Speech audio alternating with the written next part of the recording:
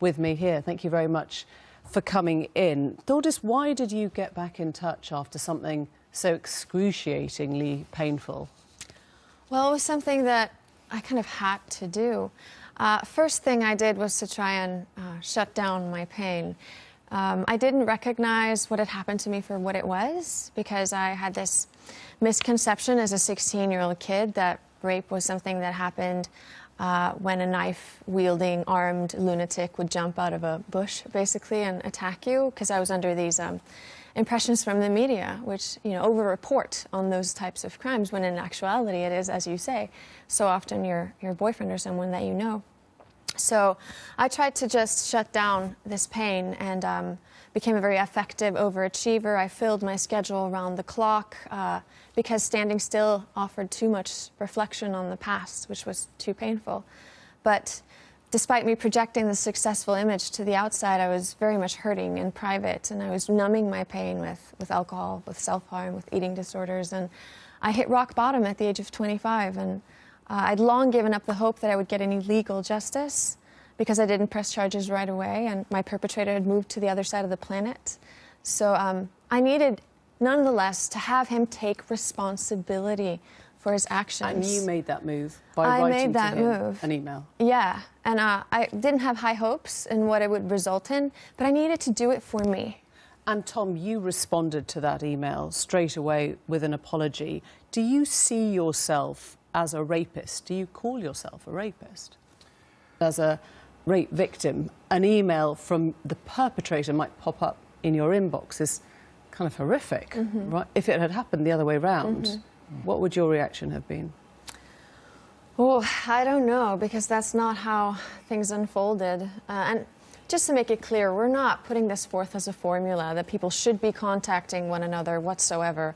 That's absolutely not what we're suggesting. We're just offering our story in the hope that it will do a number of things. One is to shift the focus from the survivor whose attire, whose behavior has long been subject to scrutiny, which contributes to this victim-blaming culture, and shift that focus rather onto the perpetrator where the responsibility lies.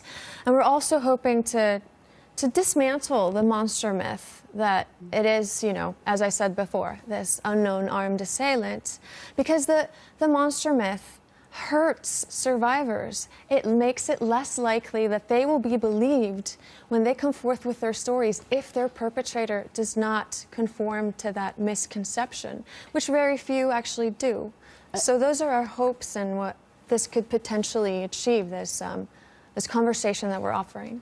And you call this a conversation or the offering of a story. There will be people watching this, I'm sure, who just say, you should be in jail.